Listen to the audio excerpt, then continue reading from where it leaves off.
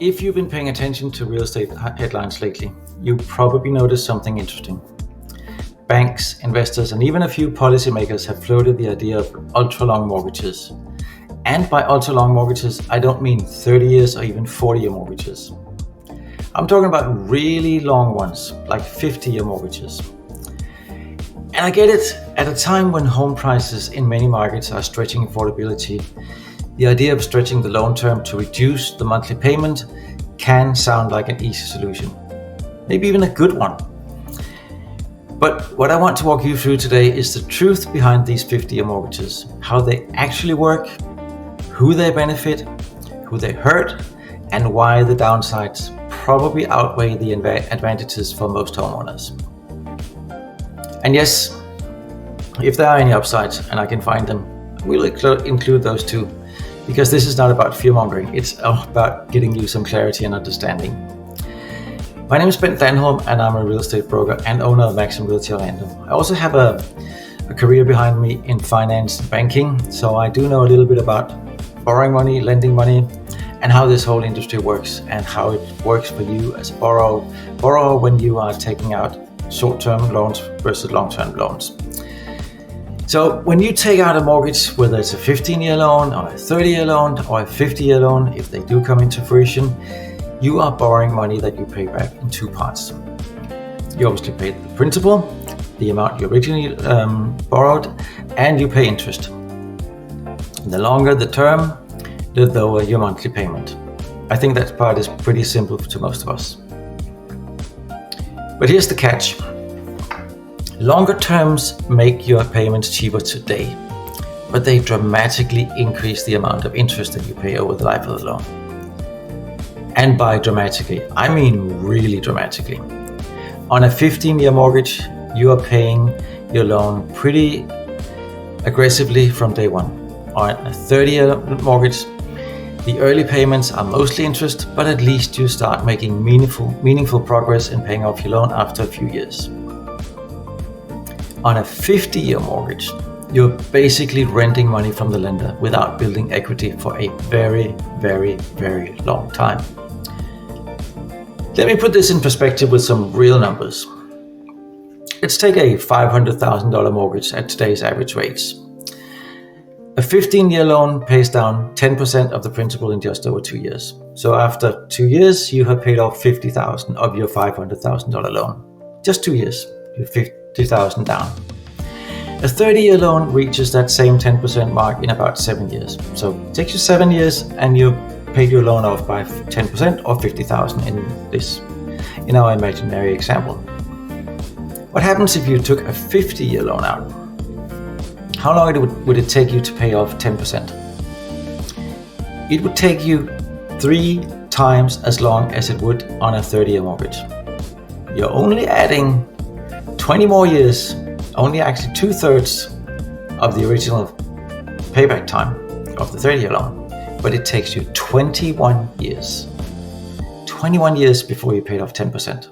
And that's just 10%. So that means after those 21 years, you still owe roughly $450,000. If you had a 30-year mortgage, you would have owed $450,000 after just 7 years. On a 50-year loan, you have barely touched the principal. And meanwhile, you've been paying your bank or mortgage lender a huge amount in interest. And all that time, your ownership stake, your equity in the home has barely changed. That slow build of ownership or equity is one of the biggest reasons why 50-year mortgages are dangerous to you as a homeowner. Equity isn't just a number, it creates flexibility. It protects you if your home value dips. I'm not here to advise you whether or not you should take a 50-year loan, a 30-year loan, a 15-year loan. That's up to you and your mortgage lender and your financial decisions. But I am here to tell you exactly what it means for you if you do go for a 50-year mortgage compared to a 30-year mortgage. A 30-year mortgage or a 15-year mortgage gives you options when life changes. It influences refinancing, it impacts retirement planning, what type of loan you take. Because equity is leverage and safety and ownership in your home. And a 50-year mortgage delays all of that, not just by a short period of time, but by a long period of time. If you need to sell your home in 10 years' time, you could be in trouble because you may have almost no equity if you have a 50-year loan. If interest rates rise, a refinance becomes difficult, maybe even impossible. If home values drop by just a little bit, you could suddenly be underwater. Not because you bought the wrong house or paid too much for your house, but simply because your mortgage structure prevented you from building ownership, from building equity. Monthly payments are another major trap. Mostly people focus on the monthly payments because that's what feels immediately relevant. But here's the surprising part. On a $500,000 loan, the savings between a 30-year mortgage and a 50-year mortgage is extremely small. We don't know exactly what the interest rates will be on a 50-year loan because we don't have them yet. But if we take a look at what the difference between the rates on a 15-year and a 30-year mortgage, we know that the longer the loan term, the higher the risk to the lender, and specifically because if you go to a 50-year loan, it takes a very long time to build equity, so that's an even higher risk. So we have to assume that the premium you're paying in interest for taking the longer loan would be anywhere from 0.75% to 1.5%, maybe even more over a 30-year mortgage. But in the interest of making this as fair and positive as possible, let's just say that the difference between a 30-year mortgage and a 50-year mortgage is 0.9 percentage points. Less than 1%.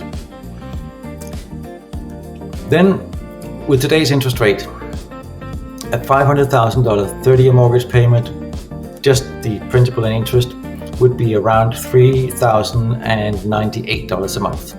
$3,098 a month. So let's stretch this to a 50-year mortgage to get some savings.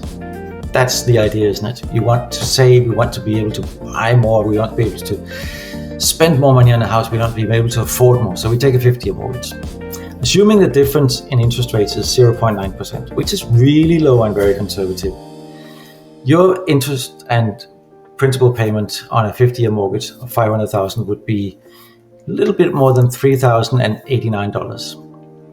If you remember what I said before, you will know that you have saved the amazing amount of $9 a month by stretching your loan by 20 years. $9. That's not even 2 cups of coffee. And in exchange for that $9 savings, you're signing up for another 20 years of payments, hundreds of thousands of dollars in extra interest, and decades of slow or non-existent equity build-up. I don't think that's a good trade for most people. I really don't. But let's talk psychology for a moment, because this is where things get really interesting. We as humans has been wired over the last maybe 100 years to fixate more on monthly payment than what things actually cost. When we buy a car, most of us look at the monthly payments. How much can I afford a month to get this car? We don't really care what the car costs. If you see car advertisements on TV, they rarely tell you what the car costs. They tell you what the monthly payment is. For a lot of people, it's how they buy furniture. It doesn't really matter if the furniture costs $5,000 or $10,000. What matters is, can I afford the monthly payments? And it's also how credit card companies hook people. And it might work for smaller purchases and short-term purchases, but mortgages are really different. Because a mortgage doesn't just define what you pay each month for the next few years. It determines your long-term financial flexibility. A 50-year mortgage might make your monthly payment feel manageable today. And it might even be a little more higher saving than what I say. It could be $50 a month you're saving on a $500,000, only if we're really optimistic. But it's more than that, it limits your options tomorrow and the next day. It ties up your future like nothing else. It increases risk instead of reducing it. And that brings me to a broader market concern. A 50-year mortgage, if they become common, home prices will likely rise faster, not slower. Even though the difference in payments is little, psychologically, prices will go up. Because affordability is not price. affordability is monthly payment when it comes to homes. to homes. So if lenders extend the term to 50 years, more buyers suddenly qualify for higher priced homes. What will happen next? Well, sellers will notice that demand and adjust their asking price upwards. Prices will go up. You're getting the same house, you're getting the same payment, maybe even a higher payment. You're just getting a longer loan. So in my mind, the result will be more expensive homes across the board, more household debt, and a market where first-time buyers face even greater barriers than they do today.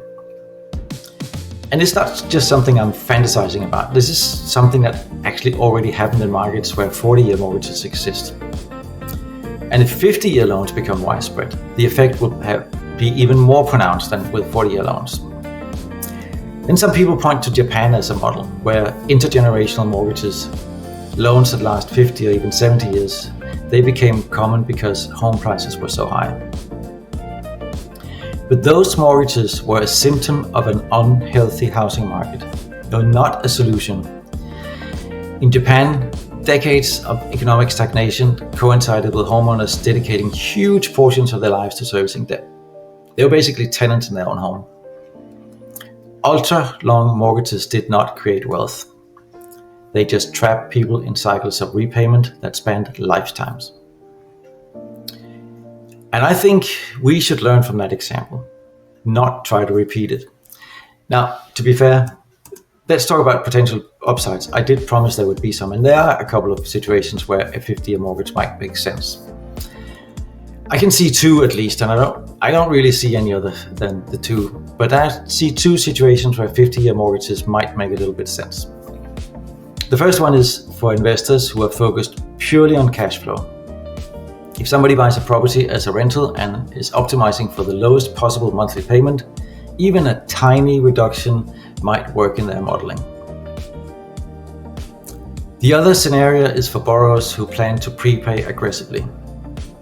If somebody has a volatile income, like maybe the business owner, or maybe they're a commission-based professional, they might want the safety of a lower base payment in the month where the income is not that high. And as long as they aggressively pay principal when income is higher, the 50-year mortgage becomes more of a flexible tool than an actual 50-year debt commitment. But let's be honest, most people do not prepay. Most people take the mortgage as is, which makes the risk far greater than the benefits for the average buyer. Now let's look at the human side to this. Someone takes a 50-year mortgage at age 35, which is becoming a quite normal age to get into your first home these days. If they take a 50-year mortgage at age 35, they will be 85 when it's paid off. They will be 56 when they have just paid off 10% of their loan. They're getting close to pension age and they still owe 90% of what they originally borrowed. That means that the whole adult life is centered around making payments on the same property. They might never see the day where the home is paid off, except if they manage to refinance because interest rates drop, or if they sell. It impacts their retirement, it impacts their freedom of movement, it impacts their ability to downsize. It impacts the ability to even shift financial strategies because you're stuck with that mortgage.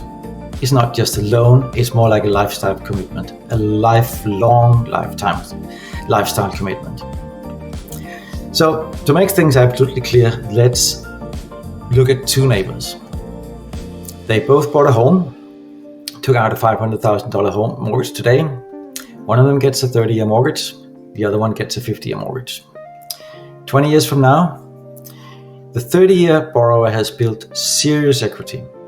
They paid probably about half the loan off, so they owe $250,000, give or take. They can refinance, they can use a home equity line of credit if needed. They have options, they can even sell for less than they bought the house for if they want to move somewhere else, and they can still walk away with some cash. The 50-year borrower has barely touched the principal. if home prices dip by 10%, I know that's not likely, but if they do, they are underwater. If they need to move, they face challenges. If interest rates rise, they lose refinancing flexibility. The difference between those two scenarios is not the home. They might actually have bought the exact same home on the exact same street, built by the exact same builder, same model, same elevation, looks the same, exactly the same home. It's not the neighborhood because they're in the same home. It's not the down payment because they paid the same amount down because they paid the same for their houses. It is simply the mortgage structure they chose. And that's the point of my video here. A 50-year mortgage might feel like a solution to affordability, but it's not, at least not in my opinion. It's an illusion. It gives you the temporary relief at the expense of long-term financial progress. It delays equity. It increases total interest paid. It limits your flexibility, and at best, it reduces your payment by an amount that barely matters month to month. Likely, on a mortgage of $500,000, we're talking about less than $10. In a really extreme world, it could be as much as $50 or even $100. But is that really worth the inflexibility of this whole thing? The real path to affordability is not stretching debt into the next generation. It is increasing housing supply, reforming zoning, improving construction, and fostering sustainable economic growth. Until then, the 50-year mortgage should be approached with extreme caution. I know you probably don't agree with everything I said, so I would really like your opinion about this. If it's something you have thought about, if you agree with me, if you can see my point of view, and if you don't, I would really like your point of view. And I'd also like to know, if 50-year mortgages became a thing, would you take out a 50-year mortgage, knowing what you know now, even if it could save you $100 a month? Hope you enjoyed the video. If you want to watch more videos like this, well, tune in next time when I upload a video. I value your comments, so please comment below, and thank you so much for watching. Until next time, bye. Hey, it's Bent Danholm, and listen, if you don't follow this channel, there's a good chance you'll never see me again. I consistently create helpful content for those who are currently in the real estate market. This information can be extremely helpful for your buying and selling needs, so be sure you like and subscribe here. And most importantly, leave a comment to let us know if this video was helpful for you. We're here to help the Central Florida community, and we always love your thoughts and questions. Follow now, and I'll see you with our next helpful video.